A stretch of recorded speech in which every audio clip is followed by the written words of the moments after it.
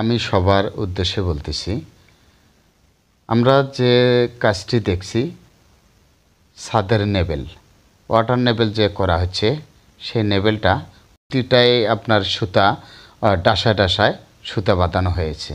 তো আমরা সুতা প্রতিটা ডাসায় ডাসায় যে সুতাটা বাঁধছি, সেটা হচ্ছে আমরা যে নেবেলটা করব, আমরা অবশ্যই যে নেবেলটা করব সেটা মাপকাঠি ঠিক করিয়া গুণাতার বান্ধিয়া তারপরে প্রতিটায় সুতায় সুতায় আমরা চেক দেব।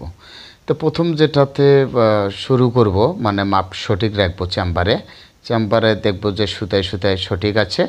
পরে আমরা সব সুতাতে চেক দিয়া তারপরে আমরা চেম্বারের যে সাইডটা সেটা অবশ্যই আমরা একুরেট রাখবো।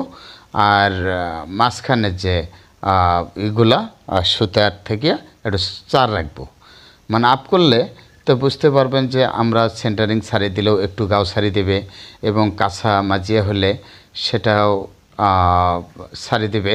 তো তাতে কিন্তু সুতা নেবেল সঠিক আসবে আশা করা যাচ্ছে, তাই না? তো বেশ, আমরা এইভাবে যদি নেবেল করি, খুব সহজ পদ্ধতিতে আমরা নেবেলটা করব, অনেক মানসম্মত স্বাদ আসবে আশা করি। সবার ক্ষেত্রেই এইভাবেই মালিক পক্ষ হোক মিস্ত্রি পক্ষ হোক সবাই এভাবেই কাজ করলে আসলে বিল্ডিংয়ের মান আসবে, কাজ সুন্দর হবে, সবার চোখে ভালো লাগবে এবং কাজ সুন্দর হলে মালিক পক্ষও খুশি থাকবে। কারণ মালিক পক্ষ লক্ষ লক্ষ টাকা দিয়ে কাজ কাম করে, তারা খুশি থাকলে সবাই সন্তুষ্ট।